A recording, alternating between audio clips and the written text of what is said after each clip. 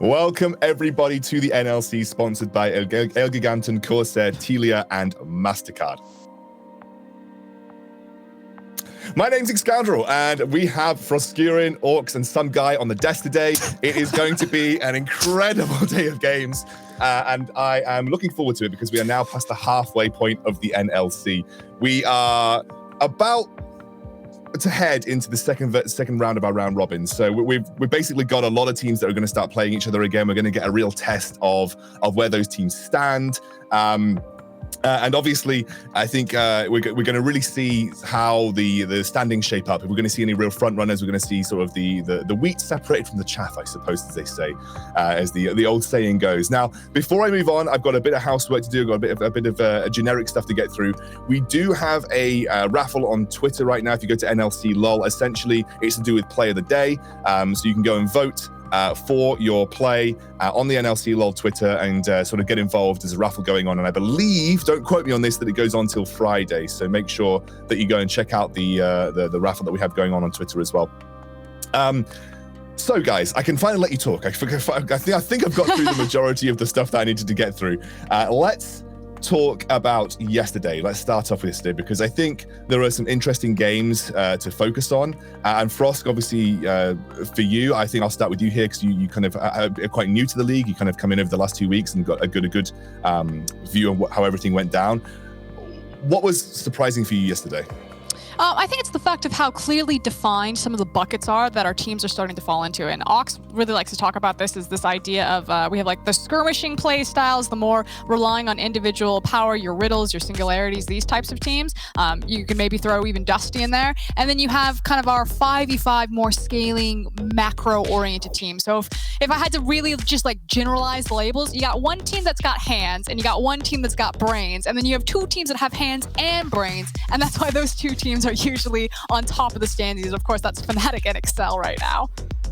And I feel like the teams with brains are the ones who are seeming closer to catching up. Obviously, you have the likes of Riddle and Munster who have really strong performers, but they just haven't quite lived up to expectations yet. And they've had some performances that are really questionable. I think the fact that we saw Riddle so close to Singularity yesterday was a big factor. Munster going down a Tricked. If you talked to me about that at the start of the split, I would have been shocked. But here we are, and we're seeing that the teams who are developing strategies and implementing them are the ones coming out ahead. And honestly, it's not only just that some teams have brains and some teams doesn't have hands. Some teams just got brains, but it's lacking the individuality. I think Godson is a good example of this too, where they actually have some really good idea. The same can be said for Dusty, but it's when it's coming down to the execution. Some of these teams are just too new, synergy's not built up yet, or they're just having a harder time actually executing the play physically. And there also seems to be kind of a difference between the strength of the two groups. I think Fnatic Rising's group, we've talked about this multiple times, especially now with a Tricked really showing up on time. It just seems like it's so stacked. Whereas, while Excel do sit on top of their standings in their own group, maybe if they were in a different group, maybe if they were getting more time kind of across it, it wouldn't look as clear cut. So I think Fnatic Rising's group, there are a lot of teams that really stood up. I think it's like a 4-team group right now. So that was also something that's really encouraging to see because I wasn't expecting the league to be quite so competitive as it is. Yeah, actually with Fnatic Rising's group, obviously the standings don't quite reflect just how close those teams are because all the games have been incredibly close fought.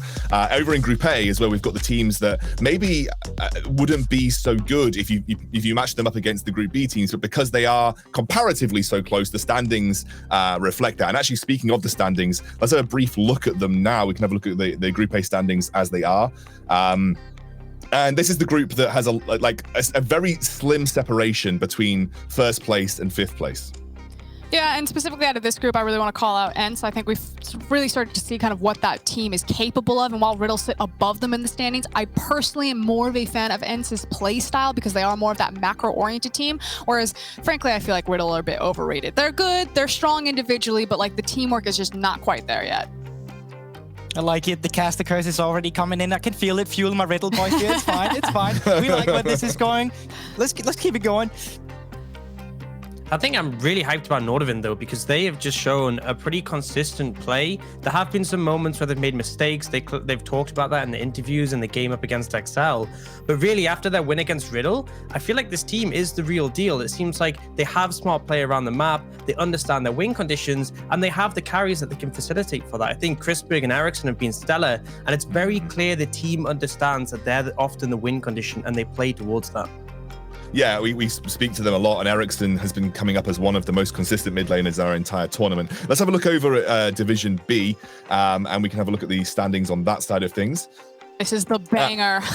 Yeah, this is where you've got a clear separation between the top three and the bottom three. But Frost, the way that you talked about it was that actually the standings don't reflect just how close in comparative skill this group is. Yeah, and I think, again, it's Munster Rugby when they do show up. They are a bit of a coin flip team because, again, they're really relying on individual performers to just smash their opponents. But when they have their day, they are monstrous to watch. Trick Esports with an amazing victory yesterday, really losing control of the early game and being able to show that patience and that discipline to stall out and win the game anyway. We're also really aspiring to watch. And then, of course, Fnatic just kind of look head and shoulders above everyone else. They read the map really well. They team fight very cleanly. They're seeing opportunities that other teams are not. They kind of feel like the whole package at this ERL level.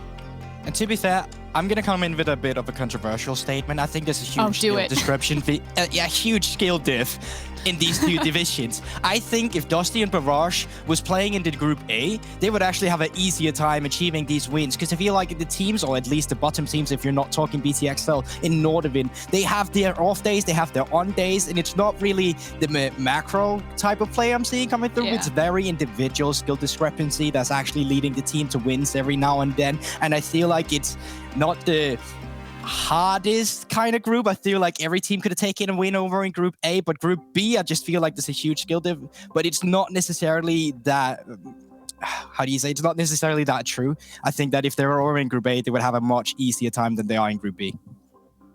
Yeah, actually, obviously, as we now, like I said previously, come towards the midpoint in the tournament, I know we've kind of covered it when we were talking through the standings, but we are now going to see the real top four start to emerge. From this point onwards, we're going to get a clear picture of which teams are going to make it to playoffs, which teams are going to be genuine European Masters contenders, and which teams I think are sort of going to be dropping down towards the bottom. I think it's clear that Singularity and M&M are there, but we haven't quite seen which other teams are going to join them at this point forward. And I know, Frost, you were talking a little bit about the way that you viewed this league on kind of individual performer level, and I'd love to expand a little bit on that.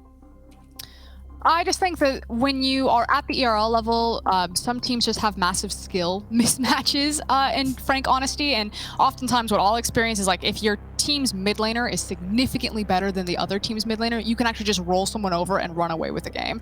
And at the pro level, usually the difference is quite small, which is why you see very competitive leagues. But here, sometimes it almost looks like a challenger player just playing with, you know, low-level diamonds. They can actually just stomp through people, and I think that's always something to look at when you're at this kind of level of play. Yeah, and actually, I'm really glad that you mentioned mid laners, because it wouldn't be Europe and it wouldn't be a European league without discussing our mid lane talent pool. And that is where I'm going to pose this question to you. I'm going to sort of flip this one over to you guys. Who are the best mid laners in the NLC? I think I'm going to kick this one off first because I'm brand new to the NLC and I've already been very impressed. MagiFelix in particular, I think, is going to be one of the first names out of everyone's mouth. I think he's kind of run away in his games, his Corki game in particular, his ability to funnel farm in from side lanes and kind of have almost a quiet lane phase and then just show up and be a massive powerhouse in team fights and late game scaling. For me, he feels like he's kind of the quintessential core of Fnatic Rising. To me, honestly, I'm actually going to go for Ericsson. I think, to me, that he's been one of the most consistent mid laners, especially for a team like Nordavind that is so bot lane reliant, that he's able to consistently perform, be that pressure in the mid lane you actually need for a team like Nordavind to succeed. I think for me, it may not be the best mid laner, but I think Aaron on Tricked is the most valuable one. And I think for his team, it's not just the fact that he's strong in the mid lane, it's the fact that he's so versatile. I feel like this guy's a Swiss Army knife If they need early pressure, he's happy to lean on stuff like the Pantheon. He's got flexibility with the top lane away or with things even like Azir or the Pantheon or the Set. And then on top of that, his mage gameplay has been good, in particular the Azir. And I think Tricked as a team have shown a lot of flexibility, and it comes down to Aaron being this catalyst to help set the plays and also fit whatever role the team needs. And something that I find, or that I love about this conversation, is that there's so many names that you can grab, that it's that quintessential EU mids, man. And even at the NLC level, that there's still so much talent here. I think another name that I missed is Seb over on his Annie pick. The fact that someone in this league has an Annie that's banned against them, we got to see how oppressive that he can be with it, especially in tandem with like the Lee Sin Annie combo that they were running around. So I think that there's a flavor of mid laner for everyone in this league. And honestly, sorry. I was just going to say, I have kind of this dark horse mid laner in Barrage Yatran too, because I feel like we need to highlight some of the small teams too. And if we're talking consistency, that cursed word we like to use here, I feel like Yatran is really that guy who's always performing, even when Barrage is not really sailing that ship as well as they could have done. I think that Yatran is definitely there always to pilot it. I want to round this discussion out with a small question that may not get a small answer, but we'll see what happens. Which of these mid laners, if you had to pick one mid laner, and I know you all sort of chose different mid laners in this particular chat, but which mid laner would you pick from the NLC, and you would say, if we were to slot him into the LEC, he could succeed? Ooh. I mean, I think Fnatic fans would all be like, Magi Felix right now, bench Nemesis, where is this guy? And I don't know, maybe he plays AP Twisted Fate. I have to think, I'm still going to say Magi Felix. I haven't gotten a good enough look at some of the other mid laners, although I think that Ox and Goldberg bring up really good points, just about kind of the consistency and the level. It's really hard, though, because you can take a mid laner out of an ERL, but when you play some of the LEC, you're playing at such a different level, in that it's no longer just about kind of your 1v1 mechanics, how you matchups, the depth of your champion pool. It's about your understanding of the map, how you understand pressure, how you're coordinating into the vision game, what your communication is like in team fights. And that's always like the biggest hurdle. You see it right now with Special and Cries over on Excel, that individually, when they're left to their own devices and they kind of can be on autopilot, they do fine. Their mechanics are strong. They can play the champions needed. But the issue that Excel are having in coordinating with that team is the strategy aspect of it. Making sure that they're rotating to the right fight at the right time, that they're finding the correct lane assignments and things like that. And I think, just branching off the points you laid out, that for me, Aaron is the mid laner, and I think he still needs time to develop. I think individually, he's actually maybe a bit below where you'd ideally want him to be going into the LEC when you compare to some of the mid laners who have stepped up, like Melitza, who individually are just such powerhouses. But I think he has sort of the game sense you need. He understands how to impact the map, where he wants to be, how to position leading into fights. And I feel like all the difficult things that can sometimes take a lot of time to teach, I feel like he's got already, and that's why he's such a big asset for his team. I think given time, maybe a year or so, and I think Aaron really could make a solid run to be picked up as the next new thing, at least for a high contesting EU Masters team, but potentially even the LEC. It's going to be Magi Felix, but on all other roles than mid. No, I actually like those points, guys. I actually personally would also agree with Orcs. I'd be picking Aaron. I think he has the most potential to be a new top tier mid laner in the European scene. But I was very interested to get your guys' viewpoints on those. Right, we have to go to a quick break. When we're back, we will start to look towards our first match of the day, as well as briefly run over the rest of the matches that we have coming your way. We'll see you soon.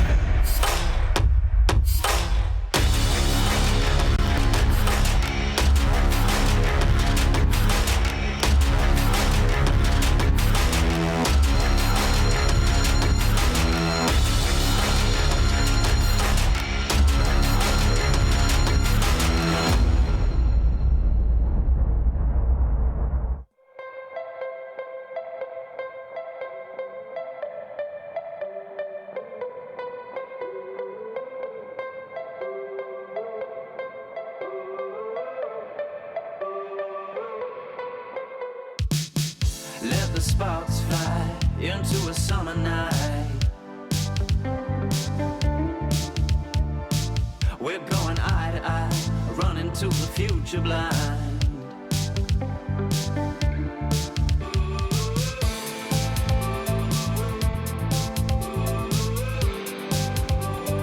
Running to the future blind.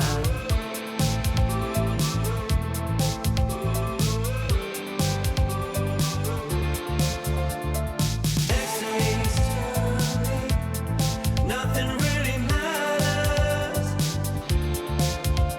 My midnight sun, taking out the darkness, and it's only just begun.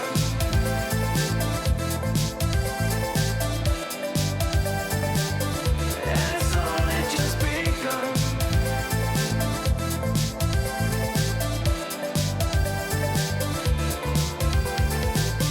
Tell me all your dreams and put them on your sleeve.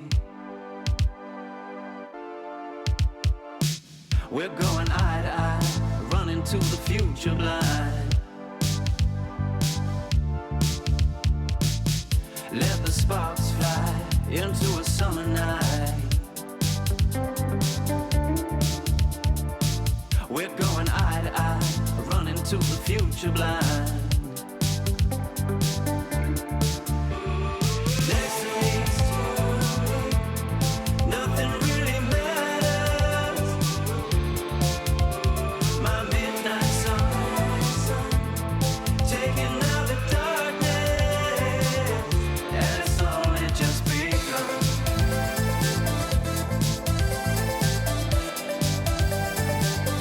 And it's only just begun.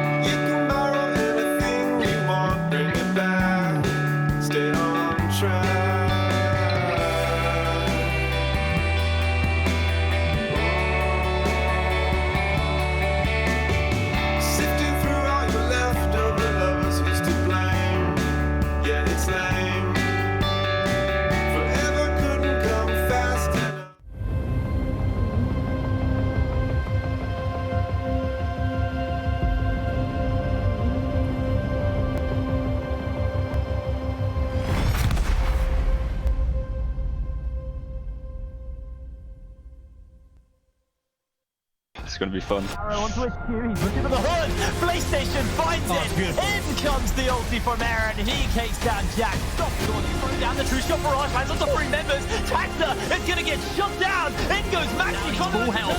Looking to turn it around on the PlayStation, but PlayStation just washes X Manny.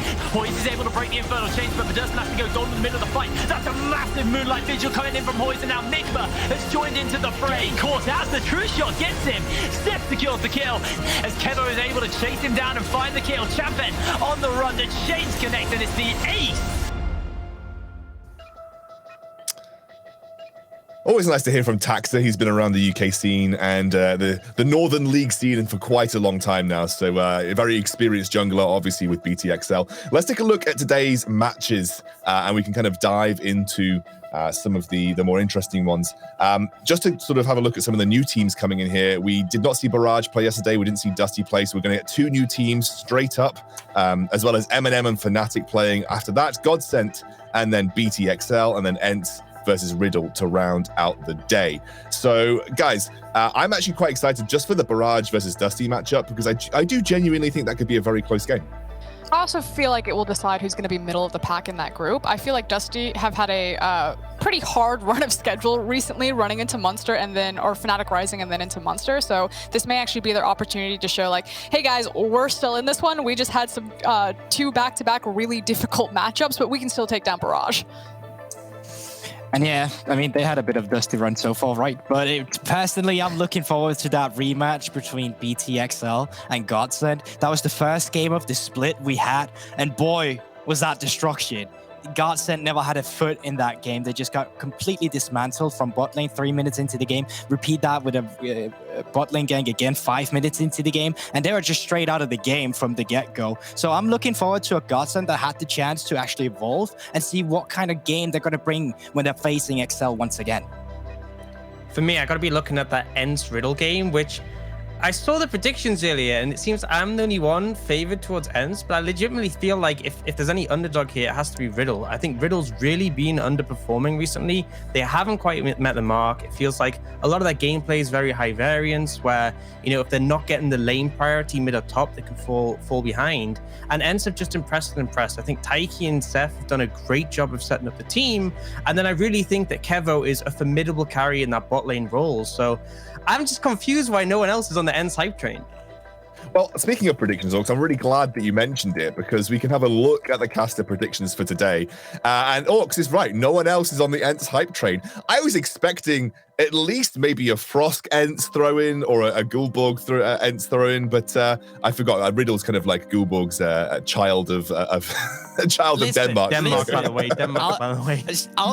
I predicted against Tricked yesterday, and you know what happened? She just came in with the victory. So I learned that I am never predicting against my Danish countrymen. So Riddle, it might not be looking good for them. I'll say Orcs is right. Ents does look like the potential favorite here, but I believe in my underdogs. Ents is yes, Ents is the favorite. I'm not on this graphic. I'll let you know. I'm right there with you, Orcs. I'm all for the Ents. I think Riddle are a bit Ent right now. Okay, I forgot. We don't actually officially have a guest slot on our graphics, but okay, we'll officially mark down Frosk as having gone for Ents. So it is a 2 versus 4 prediction scenario in that final one of the day. Everybody going for Fnatic, everybody going for XL. I don't think there is much surprise there. But there is a slight difference, and the slight difference comes in with Barrage versus Dusty. Most people going for Dusty here, but Orcs, you went for Barrage. Obviously, I don't have trouble to ask her right now, but why did you choose Barrage in that situation? I feel like that there's been a lot of good things coming out from Barrage. I think particularly their mid lane has been a pivotal factor. It's often enabled by their jungler and by their support Nightmares roaming up to facilitate. But Jadran, as we highlighted earlier, has just been such a force. And he's often playing these scaling mid laners like the Corki, like the Castin, and yet he's able to pick up early gold. He's able to farm consistently. And I think Dusty has shown that sometimes the early game can be messy, as we saw against Tricked. And as much as they manage to recover later on, I think if you give any space to Jadran on his signature picks, he's just going to scale into a monster, and you could potentially lose the game of that. Yeah, I think looking at this one, Ox, you bring up a lot of great points. It's a middle-of-the-table matchup right now, kind of a stylistic mismatch in terms of how these teams want to play out the map.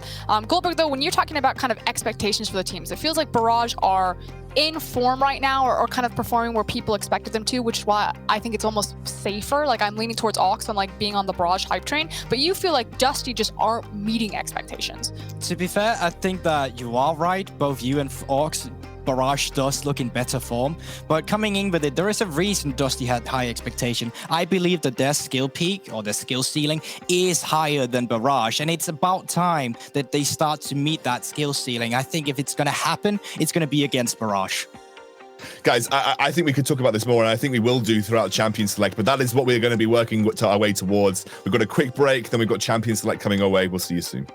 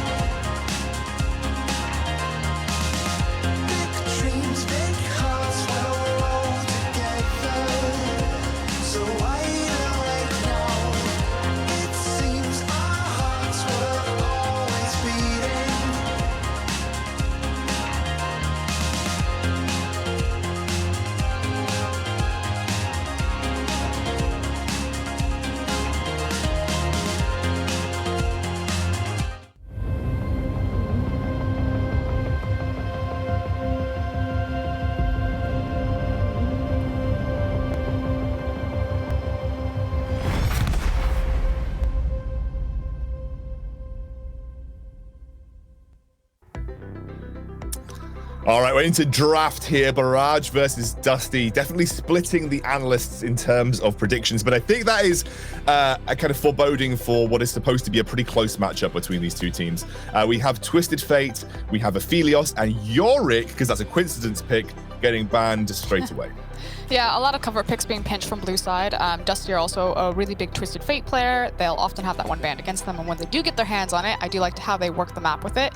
They're also one of our few Callista teams, and I'm curious if they're actually going to go for the Callista like they did against Fnatic Rising and try to break that bot lane, especially with something like an Aphelios ban. I feel like for me, the Yorick Twisted Fate is pretty heavily suggesting Dusty, one of their styles they're able to play is playing the map wide with that split push threat. I think last split in particular, Coincidence was very much a side laner. And I think that is something that Barrage could potentially struggle with when they often like to sort of find those grouping moments to team fight. If I'm Dusty, I'm pretty happy that they blue side banned Callista here, because honestly, when Dusty played that Callista last time, it honestly didn't look very good. It was so against a tough team. Yeah, I don't care. I don't care. They had an advantage. They didn't equalize on it. I think it's fair that's banned away. I think they should be happy about it. Yeah, so my question is now Callista's banned. There's the Volibear first pick. We always talk about how strong he is as a dueling jungler and how he automatically basically gives you a winning jungle matchup as well as a flex pick. Do they go for the Ezreal here, or do you think that they'll give away the Ezreal and then maybe look for an Ashe, especially if they want to play kind of those side lane style that you were talking about, Ox? Because Ashe is one of those champions that, you know, with the global reach of the arrow, with the hawk shot, she can help or assist those side lanes as well as wave clear really well when you just kind of leave her to her own devices.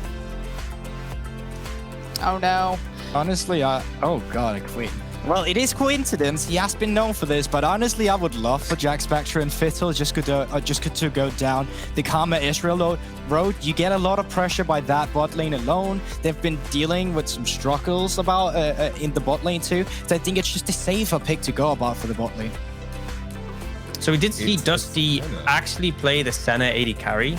Obviously, it's been changed now. The soul drop rate when you're the AD carry is about 8.6% compared to 1.6%. So it is viable as an AD carry going the lethality route. And I have heard it is seeing a little bit of play, but not really much in the competitive scene. But I know that Dusty are sold on this, and it does give them a pretty high pressure bot lane. I think that Ashe would have worked in a similar environment if you're going up against the Ezreal, and I think it's no surprise Barrage take Ezreal. This is one of Stenvoxney's biggest picks that I'll lean on frequently. Yeah, but I also think since they're taking so long for picking it, this might have been a takeaway that they were actually certain of, because then Voxner, before he came to UK, or just after his UK split, he had a split in Denmark and throughout to the Nordics. He loved playing this Senna, and it was usually just banned against him. So it could have been that they were actually hoping that the enemy would go Ezreal so they could get a safe Senna scaling bot lane here. So let's see how this pans out. They do go with the Rakan here. We've seen it been favorable, especially for teams like BTXL recently. So there's a lot of engage coming through from Barrage. I feel like Dusty, as much as the Senna is different to the Ashe in a lot of ways, it also serves that global pressure, as does the Karthus. So now, if you pick strong side laners in a situation for Dusty, you have globals to facilitate them. You have a lot of safety between the Senna Karma in terms of sort of clearing the waves out and using the mobility to keep yourself safe. Whereas with Barrage, there's very much a lot of team fighting tools. They'll be looking to try and threaten this backline. And I think Dusty could very easily lead into a composition where there is no backline to threaten because they're never grouping up. Now, naturally, on 10-13, Karthus did receive some changes there, helped out some of his numbers. I still think one of the biggest issues with this composition and taking AP junglers in general is there's not a lot of great, viable AD mid laners. So you're either going to have to see a really hard carry top lane, because you don't necessarily have like the most traditional ADC in Senna comparatively to, I don't know, an Aphelios or something like that in terms of the sustained damage output. I always like to think of Senna almost like a Jhin. She can really start chunking you out, but it does take some time or wind up in fights before her damage starts getting laid down. So I'm really curious how Dusty are going to round out this composition to make sure that their damage profile is really healthy, where they're going to find like either a hard carry top laner, but then they're missing a lot of hard engage that normally come with those champions, or an AD oriented mid laner, or maybe it's a mid lane Karthus for all I know. It could have been, but watch Dusty be the kind of team to flex Lucian for on this fourth pick here. If they need that AD, you got it for a safe top laner, you got it for an aggressive mid laner. Let's see if that's the one that goes through. Do you like the Fiora Gangplank ban? Because we were just talking about the damage profiles. I feel like Fiora would have been a great champion playing side lane with a Karthus ultimate and a Senna ultimate.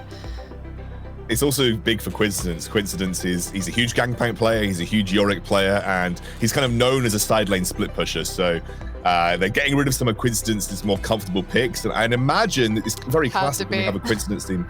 Yeah, okay, it's going to be the wow, okay.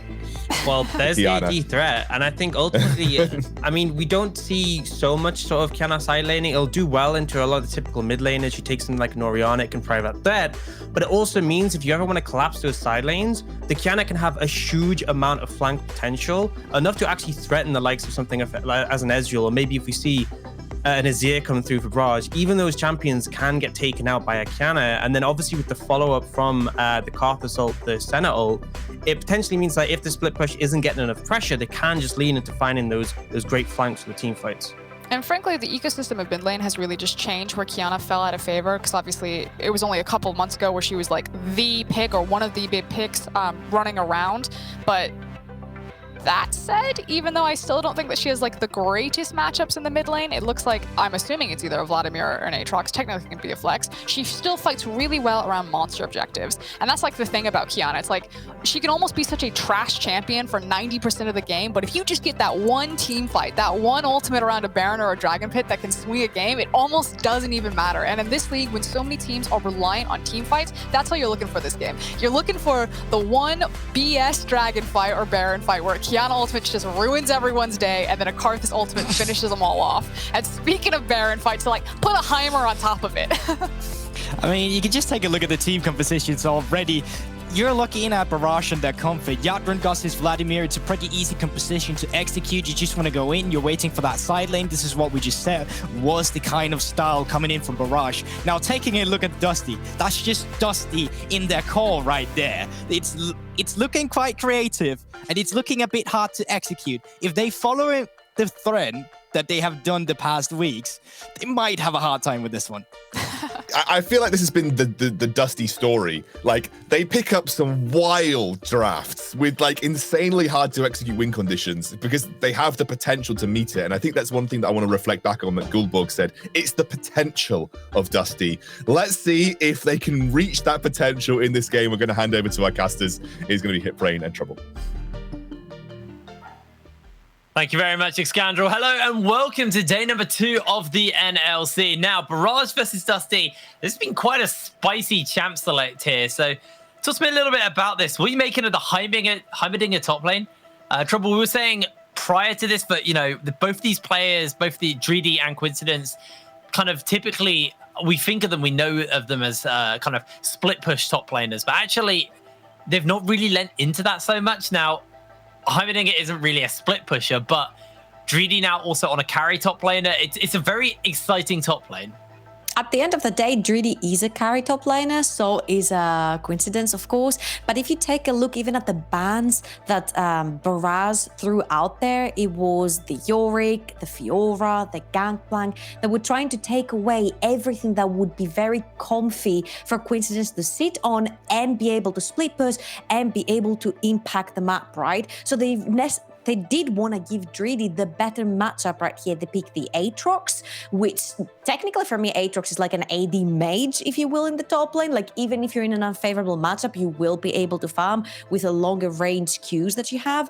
And apart from the bans, even if you look at the draft, everything is there to support the side lane in case Dreedy does snowball onto that. You've got the Karthus ult to solidify any last bit of damage that is probably needed to kill Dreedy, and you also have the Senna ult for extra shields. So this composition from Dusty, it's kind of like Global's overload, right? We're used to them playing that stuff, the Twisted Fates, the Gangplanks in the bot lane. They want to make sure that if someone makes a boo-boo on a side lane, they will be able to sort of mend it a little bit with the 2 globals.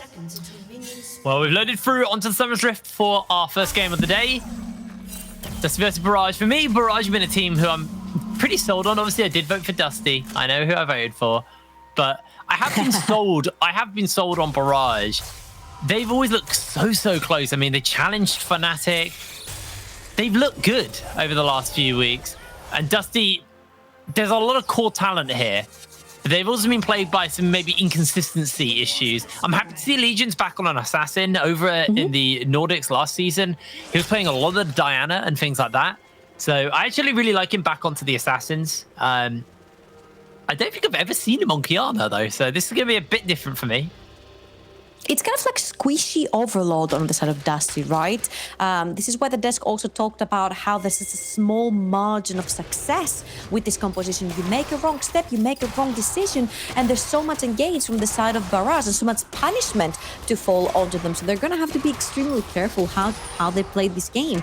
On the other side, my eye on the Barrage fell straight onto Nightmares. You know, I was used to seeing him on diffuse kits. He was playing very well, you know, the 1-3-1 sort of composition, where he was favoring his side laners, the split push and all that, playing with Aloys. Here with Greedy, we haven't necessarily seen it that much, but seeing the fact that, you know, then Voxnate chose to go onto the Ezreal. He has the exhaust to play against the Kiana as well if he ends up alone in the side lane. To me, that screams that Nightmares wants to play the aggressive game. He wants to roam together with Flipper towards the top side of the map and either punish the Legions or Coincidence. But for now, looks like Dusty's bot lane. Are we going to be able to get some kind of prio and shove here? Then Voxney getting bullied around pretty hard there, actually. Yeah, Losing half his health on the half his health on the second wave. That does hurt. Actually, as we do look at the map as well, Ward went down by coincidence, so he'll spot out Flipper on this blue buff. So kind of got some information to work with. Then Voxney will actually take a lot of damage here. The knockup from Jack Spectra actually saved Voxney from maybe having to go to base. Oh, you mean a little bit earlier than when pressing the B button? A little bit earlier. All right, so basically, you saw Coincidence roaming down, same as Legions right now. I'm not sure that they are ready to dive that bot lane level 2. There's exhaust there, there's knockups from Nightmares.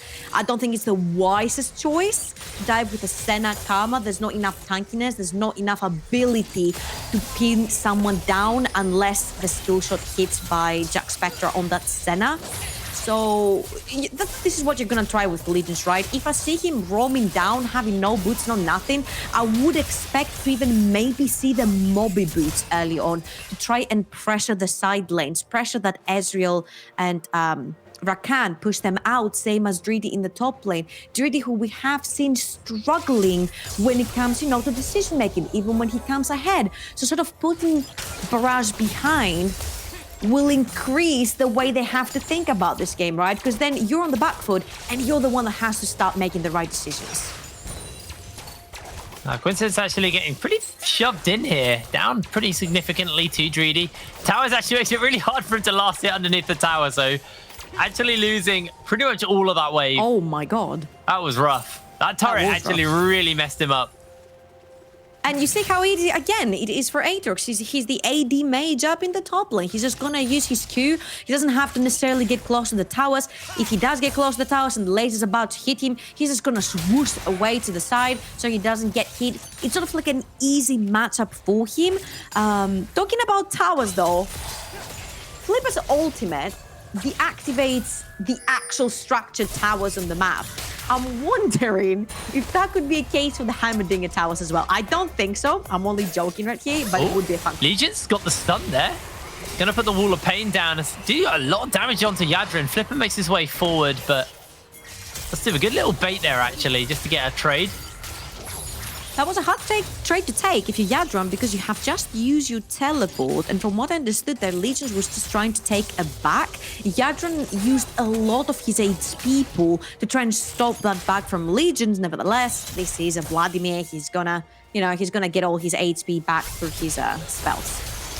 The Assassin plays are going in onto Nightmares. Vittel will get ignited. They're gonna use the little zone of safety, but Flipper flashes in forward and gets onto Jack Spectra. Jack Spectra has to flash away. And Barrage now actually looking to try and maybe turn this back around on his head. Flipper will get snared in place. The slows come in, the roots will come in. Don't really have too much more damage to work with, and Flipper will just get sent back in chill here to help shove the wave in to make sure that Dusty can get a reset off. But very crucially, this is a Dusty that doesn't have summoners right now. So what I'm expecting to happen here is since they have a priority, they're going to choose to move towards the Dragon and then instantly swap their bot lane up top. And as you can see on your map right now, Dreedy is TPing up top lane. So he might just get himself in a situation where he has the 2v1 because Jack, Spectre and Fiddle will definitely not be safe going up against the Voxnay and Nightmares at this point due to their lack of summoner spells.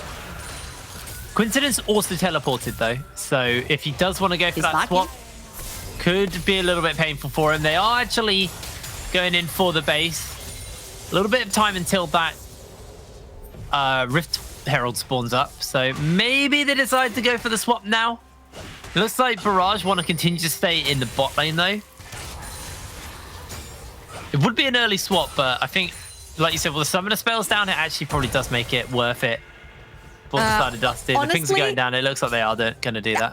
I thought this was going to be kind of like the deadly situation where they leave the ADC down bot lane and then just roam together with the Rakan up top. But it's not the case. You see that the Barrage bot lane started going towards the bot lane and they're like, oh, shoot.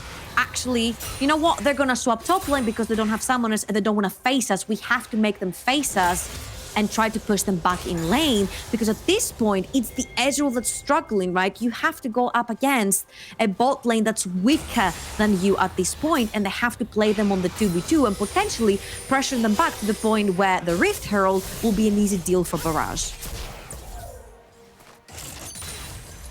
30 seconds until that Rift Herald comes up.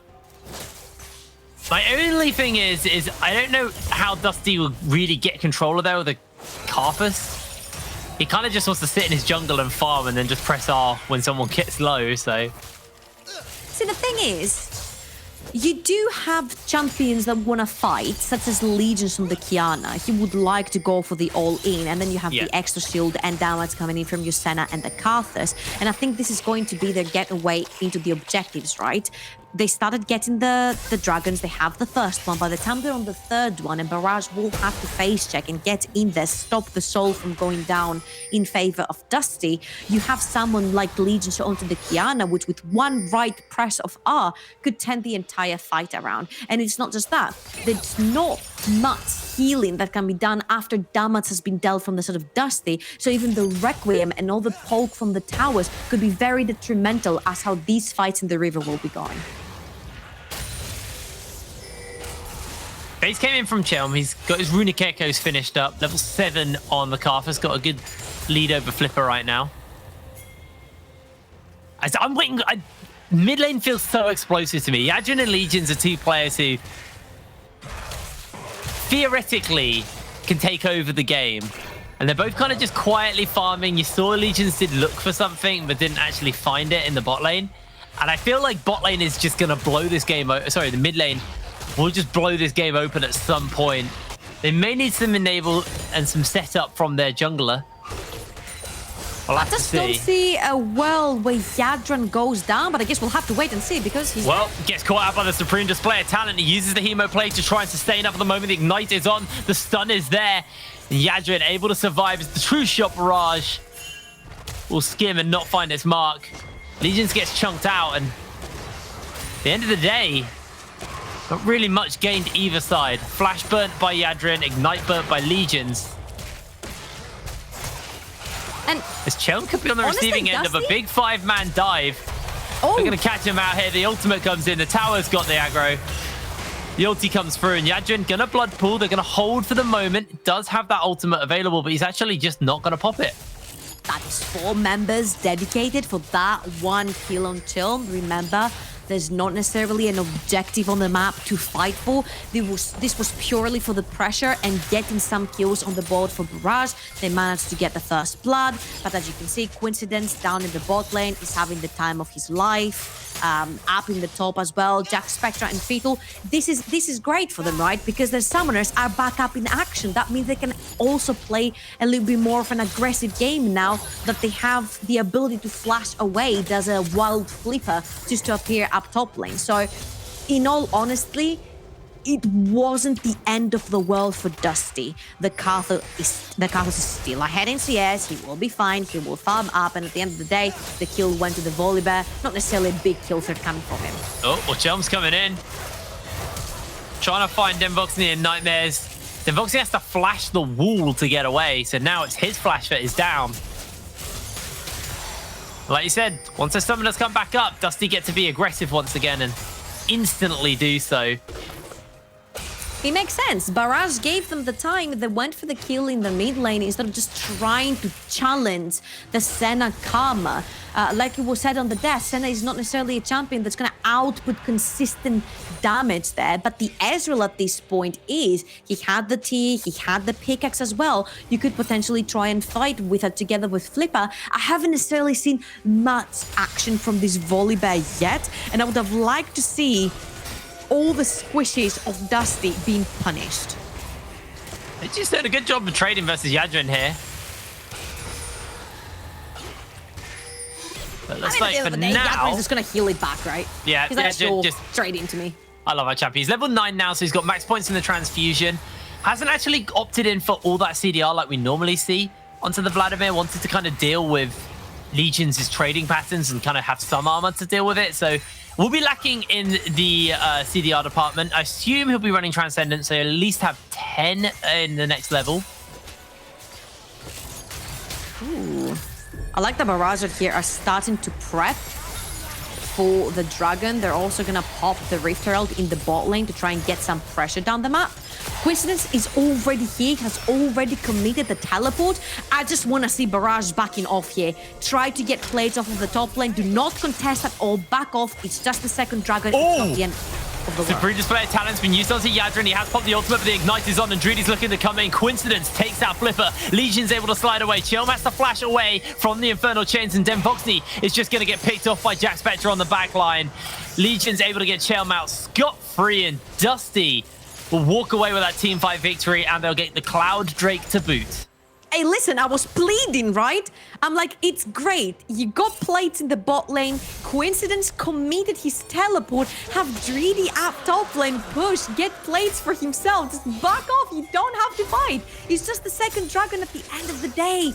And oh boy, disaster strikes. Druidy pops a teleport down there, and Dusty pretty much punish Barrage at this point. It is impossible to fight against them. No one on the side of Barrage has items, and as you can see, Coincidence is at the perfect spot. Yadrin gets caught on the side. Coincidence pops his huge what's that called? A tower. I can't English right now. He pops his huge tower right there, and he is untapped. There's too much damage. There is too much HP regen coming in from the side of Dusty, and honestly, Barrage had no reason to be stuck in that river. Sure, it was set up, but try to find your win conditions. It was something that we have been criticizing over and over again for Barrage, and they still don't seem to have that down yet. No, they don't. I mean, you're saying you want to see some punishment come out from them, obviously with all these squishy members on Dusty, but Dusty just kind of executed that fight really well by scattering it up. Didn't allow Barrage to have like a front to back or anything like that. The fight was just all over the place. Now, Cloud Drake's actually quite nice for Chelm. 10% of his very long CDR ultimate is actually fairly significant. You know what One of will the be champions even better? does use it fairly well. Pun? What will be even better will be the Infernal Soul that Dusty is looking down on. However, Infernal map is actually pretty rough for the Kiana. It means there's actually less terrain for it to bounce around with the Supreme Display of Talent. So it's not obviously world breaking, it's not game ending, but it is a little bit, it does feel bad for Legions. Gets out on the Kiana, and then he gets the map with the less terrain to work on. Sure. Dusty has a composition that is also extremely hard to itemize against. You have the Senna that's doing bursts of damage together with the Kiana, who's also doing bursts of damage as an AD assassin. And then you have your most continuous damage coming in from AP sources, such as the Karthus and the Heimerdinger. This is why I feel like the Infernal Soul will benefit them so much right there. And obviously, when I said Barrage need to punish the squishes, I didn't mean it a 5v5 sort of situation right there where they could have had their Aatrox perma farming top lane and also cashing in from the Shelly down bot. It was a miscalculation right there. It was a misstep, and I'd like to see Barrage taking more spread out fights and try to beat them to the punch rather than brute forcing the 5v5s because they just don't necessarily have the items yet. It's so hard to itemize versus all that mixed damage profile that Dust is having right now. You see that Yadron has opted to go for the Seeker's Arm Guard to play against the Kiana in lane, but then the Heimerdinger and the Countess are going to destroy him in the fight right now. Yeah, they are going to melt through him as Legion's actually slides into Yadrin. Let's get a fair amount of damage off, and now Dusty actually looking to try and punish. Legion's got that ultimate available to him. Isn't going to pull the trigger though. Spots out Nightmares, but steps back. Great. That is yet another Rift Herald that was able to be taken by Barrage. Oh, boy. Oh, Fiddle. That was just unfair. Not very wise to dive the Volibear, especially when you have friends around. But I would assume that the second Rift Herald will be used in the mid lane. Try to break open the map, try to force the squishes of Dusty to have to step a little bit further forward and be in danger of getting picked up on.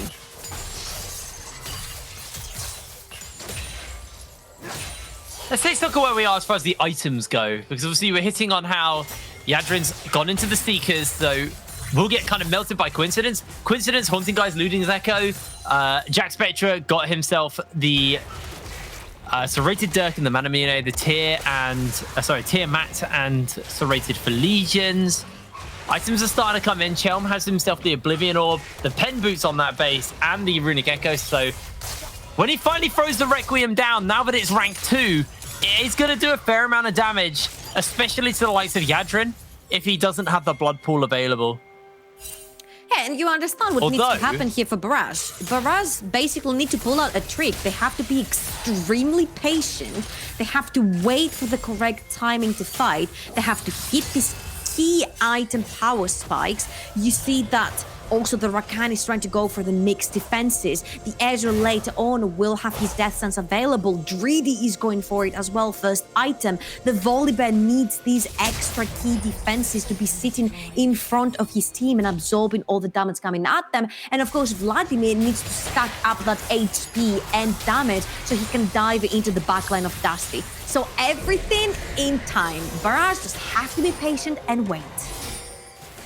He's just trying to get a flank off here. The charge will go down, and actually Nightmares has used the quickness. He's looking for the big engage. That's a wombo combo. Supreme display of talent as the rain comes down. Shelm takes out Flipper. Legion's able to survive, and Coincidence standing with the turrets is a double kill. Picked up a Shelm. Dreedy just running to the win. Jack Spectre gonna try and take out Denvoxy. Denvoxy slivers away with a small amount of health as Dreedy sustaining through Shelm. Gets the Infernal Chains off, and Coincidence is coming in to save the day. Dreedy takes out Shelm in the time, though. Coincidence has no mana to speak of, and Dreedy is just going to run to the wind as Legions is actually going to find out Dreedy here. He should be able to pick up the kill. Glacial Augment Slow is enough. And that was just a messy, messy fight. Again, Barrage are feeding into Dusty's win conditions. You just said that. Luden's Echo and Haunted Guys for Coincidence was already completed. Almost Morello coming in from Chill. Umbral Glaive completed for Legions. All first core items for Dusty are there. They're all damage dealers, and they all got that beefy first damagey item. You cannot fight them right now. Just let it go. Just wait until the key items come in, and then you can fight them. You need your front line. You know who died first? Flipper. Their front line is going to be Nightmare's getting chunked out. Dreedy actually looking to try and come in, but misses out on the Infernal Chains, and the Wall of Pain actually going to really slow him down. Barrage being poked out pretty heavily here. It's Coincidence. Now that he's got that Leandris, is going to be a real nuisance. This is the third Drake, and you can see Barrage want to fight for it. They don't want to have to deal with a potential early soul threat, as they kind of just want some time. They're in a really rough position at the moment, and the more space, the more time they can get for themselves, the better. But Dusty, on the other hand, do not want to give that over to them. Here's the question, though, right? Do you fight and threaten to lose the game right here, right now, if you're Barrage? Or do you wait for some more items to come through? You see the Volibear only has a jungle item completed right there. You should probably just wait, just give this one away, or even try to steal. Flipper's coming in for that steal. Can he get the smite down in time? He can. The steal is there. Barrage are going to get caught out, though, by big ultimate from Legions as Hemo Plague onto multiple members, and Yadrin actually looking to do a bit of mop-up. Legion's able to answer out on the other side of the fight, but Coincidence running away. The True Shot Barrage dodged out, and Dusty lose the Dragon, but now they're actually looking to turn it back around. A 2 for 3 in their favor. And Dusty will look to crack open mid lane. That was a little bit better down from Barrage, right? They needed that still so much, and Felipa pulled through. He dives into the pit. He puts the smite down. I think it was... I don't even know if he put the smite down. I don't think I saw a smite. 15 Oh, he's smiting early! 15 HP, but he's also able to get the claw onto that dragon and get it for himself. And you can see that slowly but surely, Barrage, then Voxney on that Ezreal, the Vladimir is getting big. You see that it's kind of like a bomb ticking right now. The composition for Barrage is almost there. Items are slowly but surely coming in. You know, you've got the Sheen now onto the Ezreal. He's almost got the Gauntlet. That means that this Kiana will not be able to touch him later on. You've got the Death Stance onto your Aatrox as well as the Righteous Glory onto Flipper. Items start coming in. This is where Barrage will start feeling confident. Dusty need to put their foot on the pedal and sprint through right now because they still have that little room to fight for the next one. You see how Coincidence is like, you guys, we still need to continue fighting, and he has an elixir in his inventory. He knows that this is going to be a bloody game and just wants as much immediate power as possible. Big wave's going to get pushed up here. Yadrin should go to catch that, but Legions wants to escort it and try and take down the turret. Yadrin does have to be somewhat careful. He's got the Zhonya's and the Spellbinder, so he has got a fair amount of damage. But look at Dusty just grouping up as 5 constantly. They are itching for this fight. They want to go for it. They have to take it now. You know, Hourglass completed for Yadrin. Gauntlet is right there. Ziggs completed for Nightmares. They're starting to get their defenses in there, right? They're not going to be dying as easy anymore. They're not going to be touched by the poke as easy anymore from Dusty. So Dusty have to find these key fights. They have to force Barrage through choke points. Oh, Coincidence in for a whole world of hurt. He's going to get himself taken out. The shutdown picked up for Yadrin, and that is just not the kind of mistake that Coincidence wants to be making. Now Flipper is going to get caught out by the Supreme Display of Talent, so they're looking to answer out. Yadrin going to get focused out here, does have that pool to work with, but Jack Spectre slows him down. The Zhonya's is going to get used as the Requiem comes down into the Railgun, instantly able to interrupt it though. They do find themselves a killing spree, a double kill picked up for the AD carry. Fiddle now getting taken down by Dreedy, but Dreedy in the middle of everyone is just melted through. Dusty find themselves the return kill, find themselves the revenge for Coincidence, and then Voxney just has to run away to safety. This is a complete fiesta. It's a back and forth. Barrage will get 1 kill, and then Dusty will trade back, and then both of the teams are going to commit into the fight. But at this point, I'm favoring Dusty. This is gonna be quick. This is their window of opportunity to try and pull the game away from Barrage and try and snowball. It's gone, Hitbrain. It's gone. It's so fast. When you got the big tower for Heimerdinger, you've got the Leandries, you will just cut through it so quick. I do believe Chilm's ultimate was interrupted in that last fight. It was maybe a little bit of a misplay. Flipper able to get the stun off onto him, if I remember right. But now the money's coming in. Haunting Guy's getting picked up for Chilm. He's got the Morellos. Executioner's onto Legion. You can see the gold graph on your screens right now. It's been a slow rise in gold, and then suddenly a massive spike as Dusty have got their grips into this game. With the sort of composition that Dusty is rocking right now, you have to snowball, right? No matter what Barrage is building, you need to have an extreme amount of items more to try and go through the penetrate through all the defenses that Barrage is building. And so far, so good. You know, you said it, Morelos has come through. Knight's Edge also for Legions to not be hit by any CC. 3 items onto the Senna. They're feeling good. They have a 5,000 gold lead. They have the Baron, and they can pressure 2 lanes at once. I love this pot because if a team fight win happens and Dusty in the right position, Coincidence can pop it and turrets will just get cut through. The extra damage you do to turrets of that pot is kind of nasty. So Barrage have to keep that in mind as Dragon spawning up in 3 seconds. It looks like Dusty are going to move over to go get it. Legion's actually basing. I don't know if he's actually doing a legit base. No, he's looking for Flipper. He's got the blast cone, so he'll pop over the wall. Flipper's miles away at this point. Oh, That would be no. Dragon. Number 3 picked up by the side of Dusty. 1 away from Soul. Barrage are doing it right this time, right? They have their Vladimir up in the top lane. They're realizing what their win conditions are. They're like, we need a split pusher to get fed. At this point, they're putting all their eggs into Yadrin's basket, and I don't blame them. This Vladimir will be extremely strong. Will he be strong enough for a full 5-man squad that's running at him from the river, though? Yeah, it's got that blood pool, but it's a very, very long lane to go. Gets stunned, blood pool goes out, and Yadrin's outie. Easy. Has to pop ultimate, though.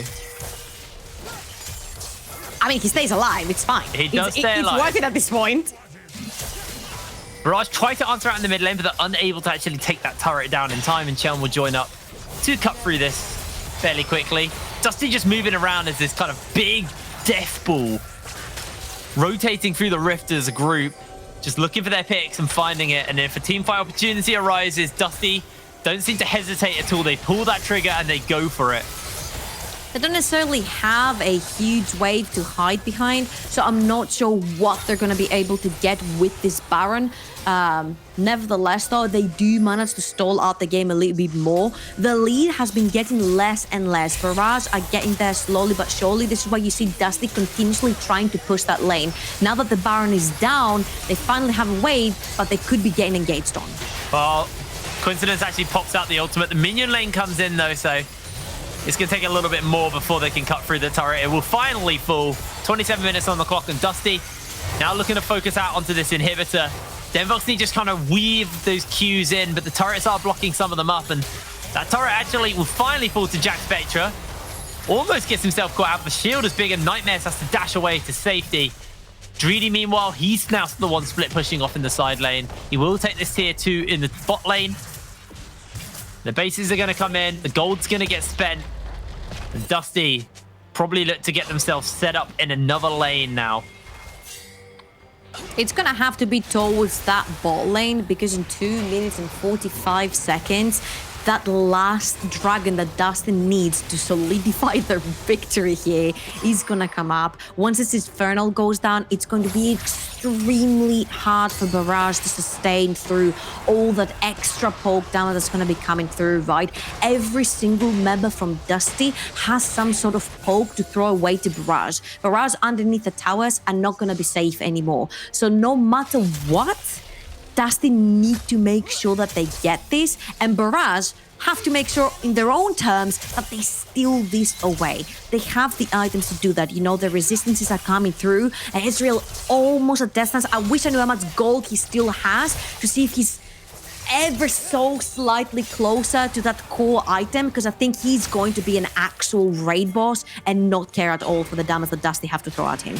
Well, if we get a quick toggle and look at the individual gold between the members here, Not there yet. still a fair way off getting that death stance, and also down 1,000 gold to Jack Spectra. Mid lane, 1,000 gold difference.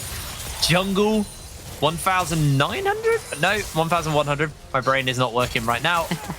It's basically a 1,000 gold lead everywhere, but the supports at the moment. It's not quite enough, right? You're looking at Dusty and you're like, they're all very squishy. Just 1k above their counterparts is just not going to be enough to win the game. Barrage know that. That's why they're using their side lanes right now. It's just how well are they going to execute? Because at some point, Dusty are going to look to call in for attention, right? That Baron is going to be spawning in 20 seconds. They're going to look to set up for it in 1 minute. You also have Infernal Soul for them. Barrage will have to group, and how are they going to execute that? Because they have to be extremely careful when they face check a team like Dusty. Coincidence is off in the side lane pushing. Baron spawning up, and Dusty may just go to start it fairly quickly if they can. Take a quick zoom out and look at the vision. Barrage aren't really working with a lot, so they're going to have to use that True Shot Barrage to spot them out, and teleport's coming in. Coincidence looks to join in. The Redemption's been used, and the big turret Then Voxy has no mana. Look how quick this Baron is dying. Flipper has to make a miracle on steal. Can he do it? Yes, he can! Flipper steals the Baron! Legions will take out their Voxy. Dusty getting the game flipped on his head as Barrage looking for the plays. Yadrin goes gold as the Requiem rains down. Legion's able to mop up another one, but Barrage with the game-turning steal have pulled this back. Here is your MVP of the game, ladies and gentlemen. Flipa on the teddy bear saves Barrage, from having to fight against Soul Point, steals the Infernal Dragon, steals the Baron. They win the fight, they get it finally. They manage to have the items, turn this around. Everyone's squishy from Dusty. Everyone bunched in on the same spot. Yadron runs in, Greedy runs in, and they just destroy them. Chelm's smiting has been so questionable this game. So questionable. That's 2 objectives now stolen from him. Let's have a little look at that fight once again, though. That was low. Oh, 300 HP. That was extremely low.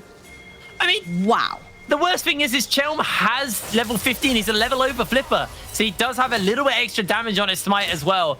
It's really worrying to see this many objectives getting stolen away by Chelm right now. I'll give it to Flipper instead of taking it away from Chelm, all right? True, I'll say that I'll do Teddy that. Bear is making the plays right here.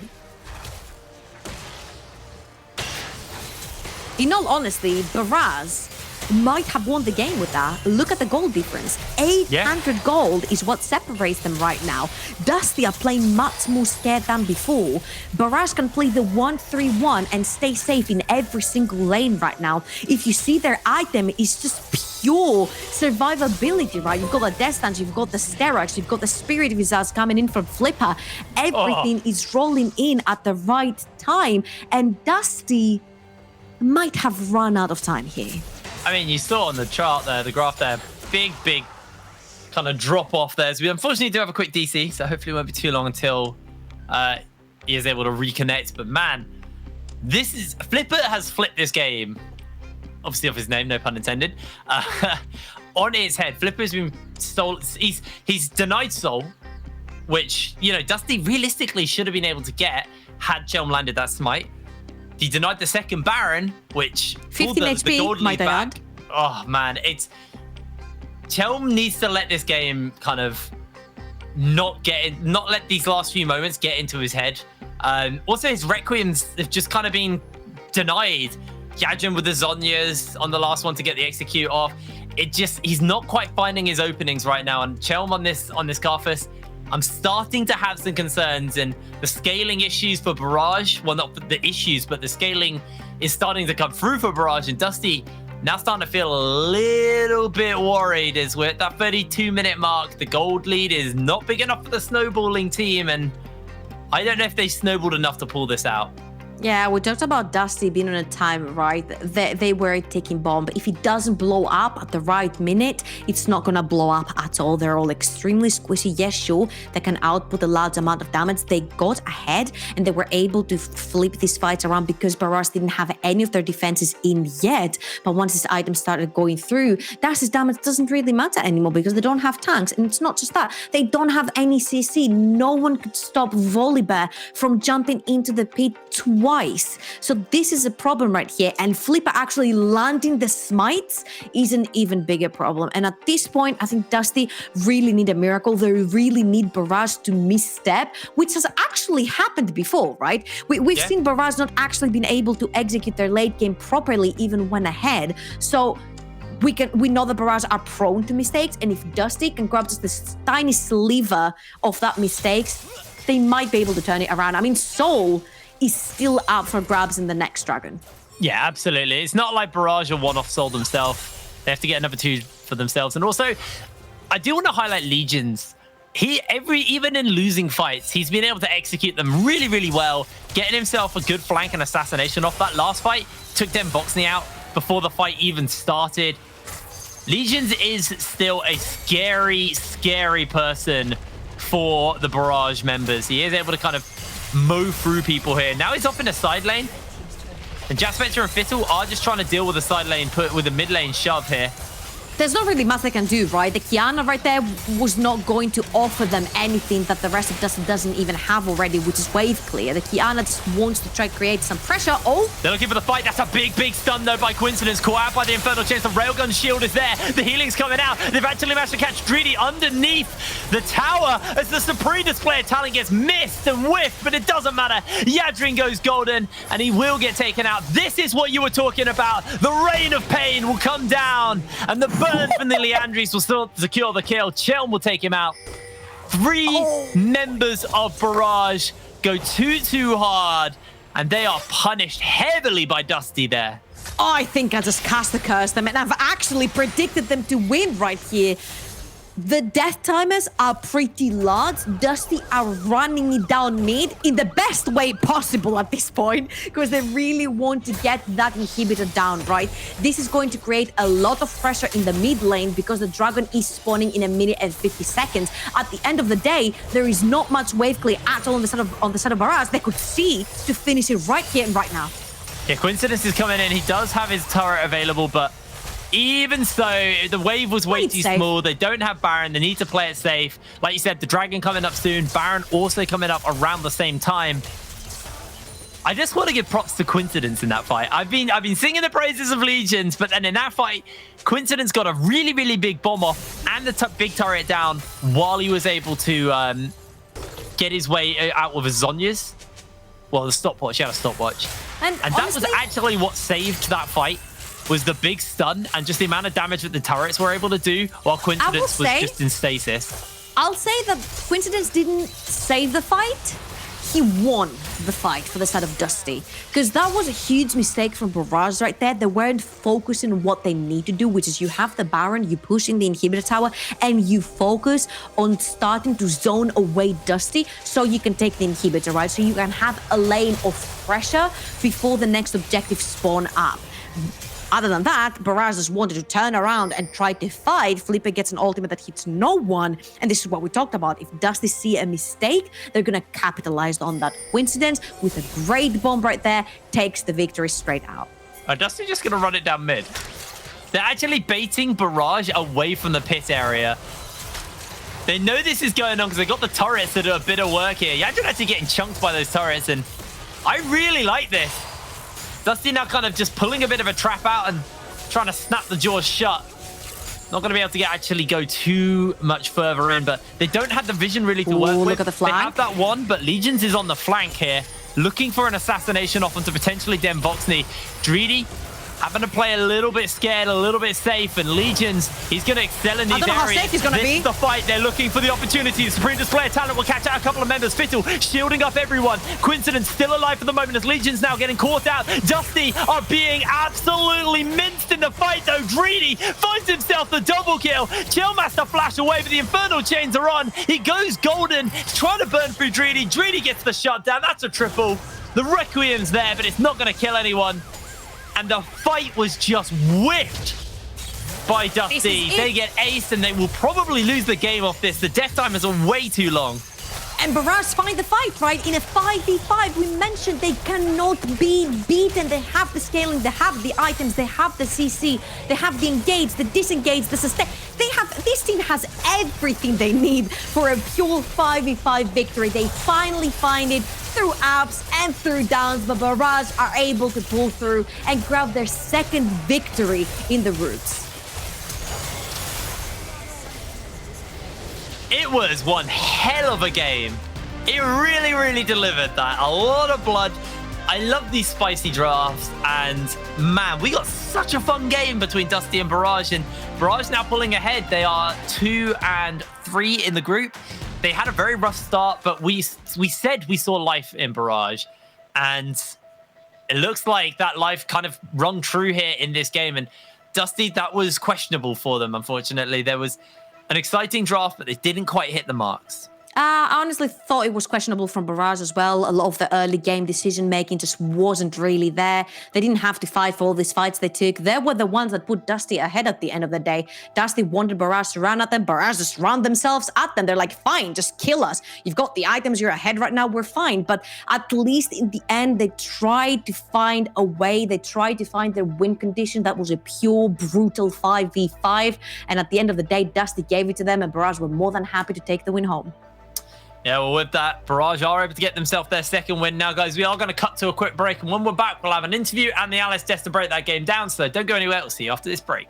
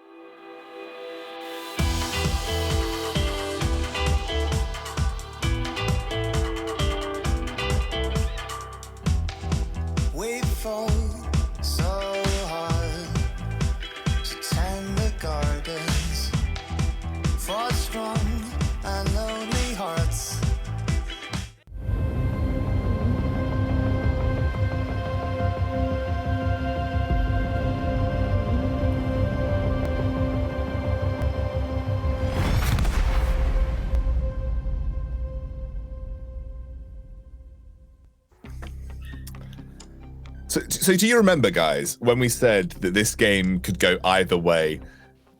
I wasn't expecting it to go either way every 2 minutes. It was such a back and forth game. I don't even know where to start. Like, where do you start with this game? I think you have to start with the compositions, because I think that kind of sets up the windows that we were playing around. Dusty's comp really relied on the Infernal Soul, and they really relied on making sure that they got an early snowball. It looked good up until a point. There was a point where we were kicked back. We're in Discord talking to each other like, yeah, Dusty have this all in the bag right now. The early game went great. They've got the roll on the dragons. It's going to be an Infernal Soul. They just need to not mess up this soul. And that was the famous last word. And it just felt like they should have had it. And all they had to do was they just needed to hit a couple of smites. They lost the Baron from a steal. They lost the Dragon that put them behind in terms of time. And it just gave space to Barrage. And it's obviously there are other factors here. There was the team fighting that was sometimes a bit lackluster, like the one fight at Baron where Legions opted to hunt down the Ezreal instead of getting a bigger role. But I think we could have just seen this as Dusty's game if they just got those smites on those objectives, because the early game was solid. It's just the fights were so messy and the smiting was not on point.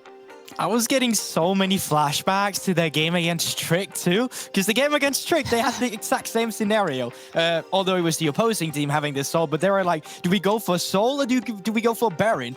I wish Dusty would just prefer that soul instead of going for the Baron all the time, because their composition would look so good with it. How lucky were they? They rolled an Infernal Drake. That was literally the best Drake for their composition. And then they were like, but that purple worm over there, it just looked juicy. Let's flip on that one. No! God, jeez. Like, Dusty, fix your late game macro. You're just like, oh no, stop, please.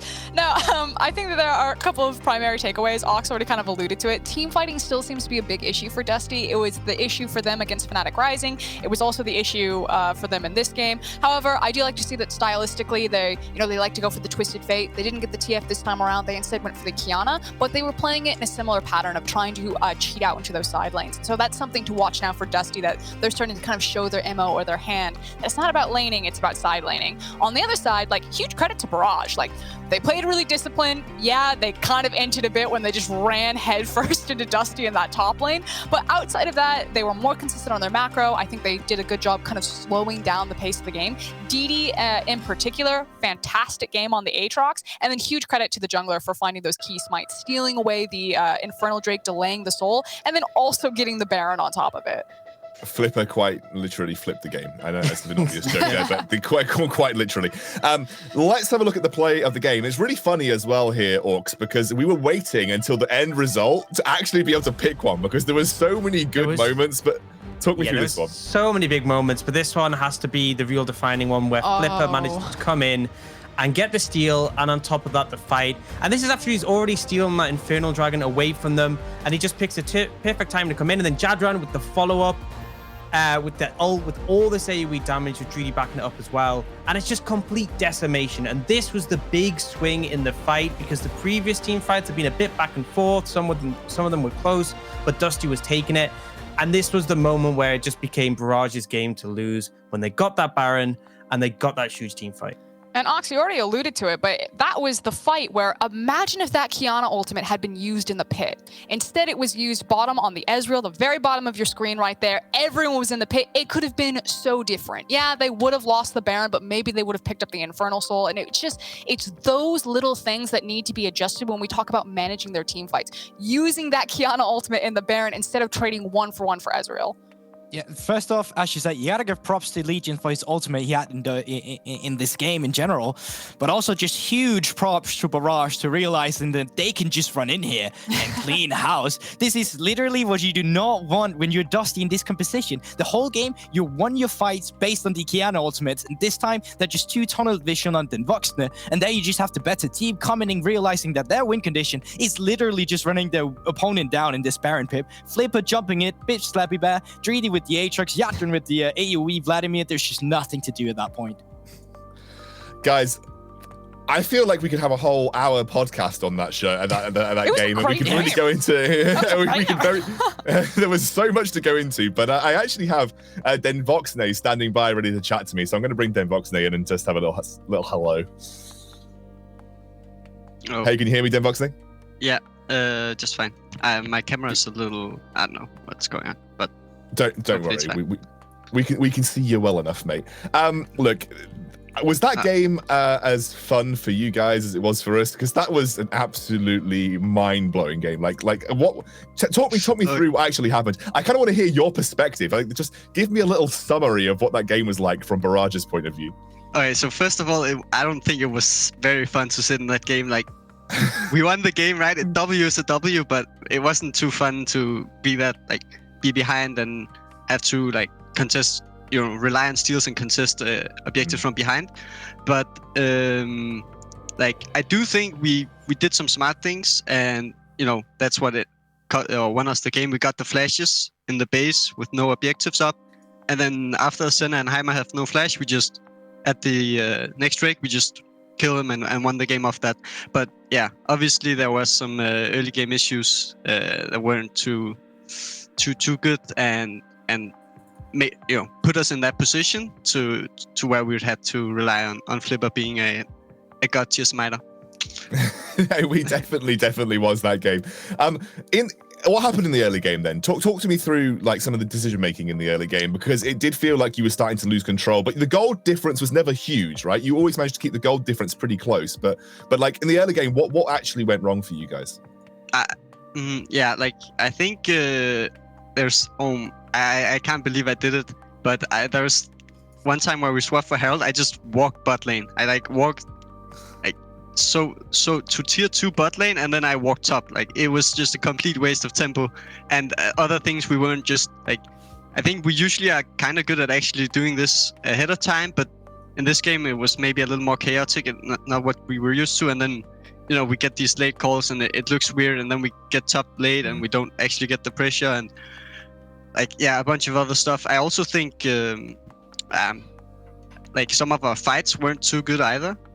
We had like this dragon fight, I think, where Kiana gets out with like a sliver of HP, and I think if we look back on it, it's a lot of misexecution. So our fights weren't the cleanest, but at the end we got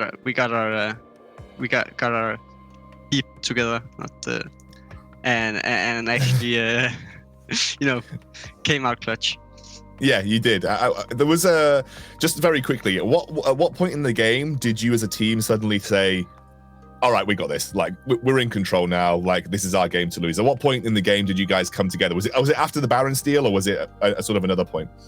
I don't think we were ever like out of it, because we didn't we were never, I at least weren't afraid of our Nexus exploding at any point, but I was afraid of like falling further and further behind, so we kind of had to stop the bleeding. But like after Flipper got the steal on the Drake, and like we were never out of the game, so we always had like some sort of play setting up to. It's usually you feel out of the game once the enemy team is just doing everything, and you just sit there catching waves. But we were always like, okay, now we can go bot and get vision here and do X and Y and C. So like we were always a bit in control, and then like at the end, like running into their base and getting their flashes and then dying. That's how it goes. Trade something for something, and then we were like pretty confident. We were like, next fight we end the game and we got their flashes, just kill them. Like that was pretty much it. Yeah, well, it might not have been fun for you, Dinvox, but it was incredibly fun to watch. Congratulations, that's your second win in the NLC. Hopefully we'll see many more, and I'll get to chat to you soon. Yeah, thank you. All right, guys. Obviously, lots to unpack. We could, like I said, we could talk about that forever, but we have to go to a break. We have to work towards our second game of the day, so we'll see you very soon.